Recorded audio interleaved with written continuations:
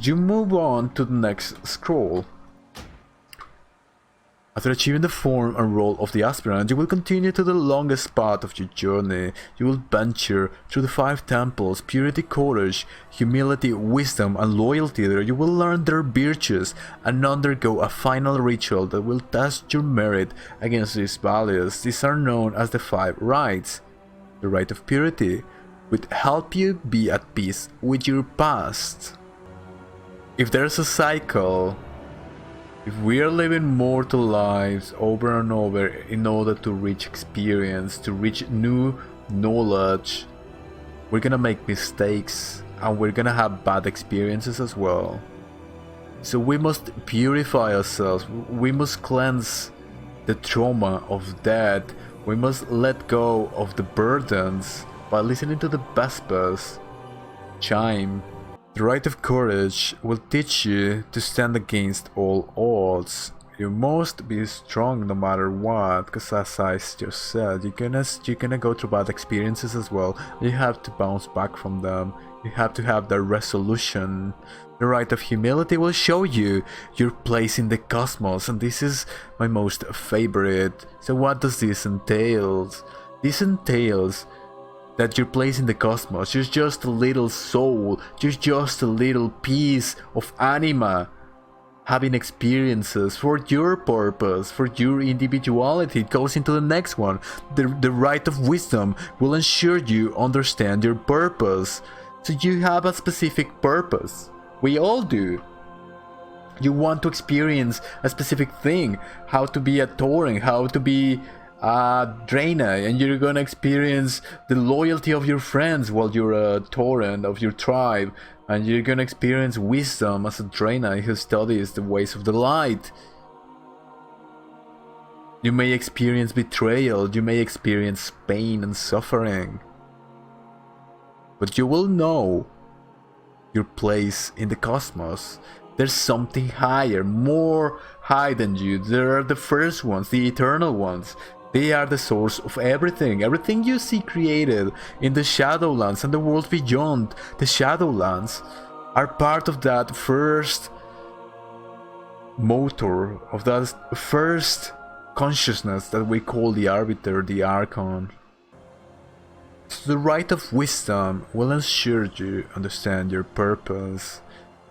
When we speak about the rite of wisdom, we're speaking about individuation and being an individual in this whole game of the purpose. This is something very interesting because this is what it's all about. We're all anima. We're all part of the Arbiter. We're all part of whatever is the God as they perceive in this realm. Let's call it the Arbiter. She is God here. Consciousness. Perhaps there is no purpose but the one that you set for yourself. That's the big issue of creation. If we are on the path of ascension to understand something higher than us, to become a higher state of being, but there's no rush, there's no hurry, as they all say, there's no judgment really. You can go into the mortal world just to experience, to learn, and as you become more beautiful and more noble, you truly start to begin to understand the purpose. But it could be that there's no purpose at all, and this is why perhaps the Archon is so hard at work, because she has developed a much higher purpose than the randomness and the chaos of creation, into creating the most beautiful, the most incredible reality possible.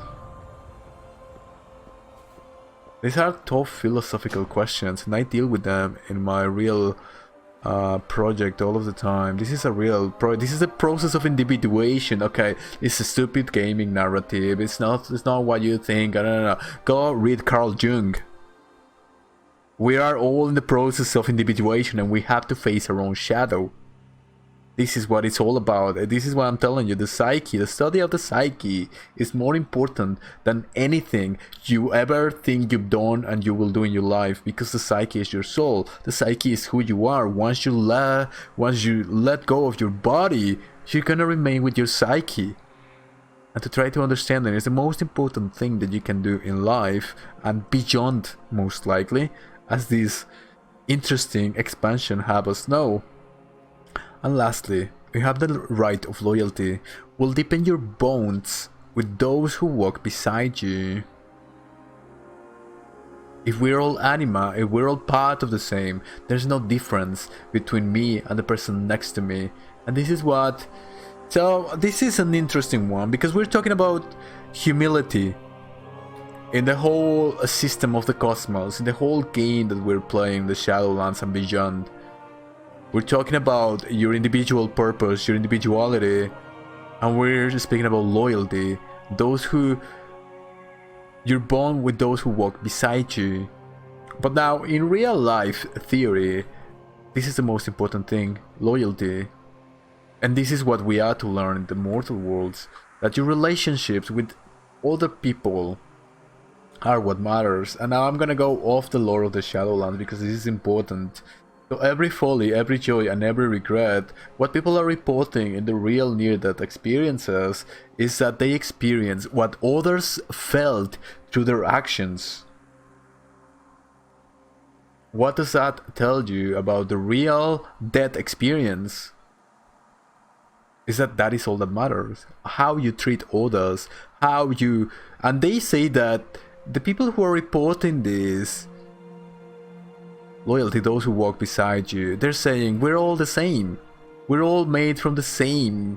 The only reason why you can feel the feelings from other people is because there's no separation between you and the other people. And in that higher state of consciousness that you tap into when you pass into the afterlife, you no longer have a body. You're pure consciousness, and that consciousness is shared with those other individuals that you met in your life.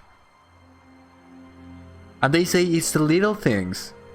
It's that time you treated that cashier badly. It's the time that you swore at someone and they felt bad for the rest of the day. It's the time you bullied that kid and he went home and cried. Perhaps it's the time you raged online to another person and you ruined the day by calling them crap at a stupid video game with fairies and all this nonsense in it. It's all about your relationships. And they talk about it right here. This journey may encompass eons. It may stretch into time incalculable. It will be fraught with setbacks and disappointments, yes, but also joy and achievement unlike any you have known before. You will grow. You will become the best version of yourself. When you are ready, you will ascend. Eons. Time incalculable. This is the purpose. This is the path of the soul. This is the path of ascension. It's the cycle. You purify your past over and over. You're playing a game. It's courage. You have to stand against anything that is thrown at you because you signed up for this adventure. It's humility that will show you your place in the cosmos, because there are higher games being played and there is a higher consciousness that is above everything else, and you're just a pure little soul trying to have experiences, trying to become part of the ascended and trying to understand what it's all about. There is wisdom that understands who you are in your individuality, because having a place in the cosmos does not mean that you're useless and that you are trash. It means that you have potentiality. It will encompass eons, setbacks, disappointments, but also joy and achievement unlike any you have known before. You will grow. You will become the best version of yourself. This is the purpose. This is the only thing that exists. This game of going through the mortal worlds over and over in order to gain these lessons, to understand more and more about creation, to experience and to learn through disappointments, through everything, and have the courage to stand up and understand your purpose. And this is just a stupid video game, huh? Let's remember that, it's just a stupid video game.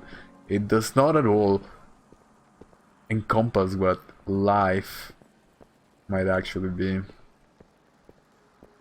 That is all. Thank you for watching, and maybe I'll see you in the next one.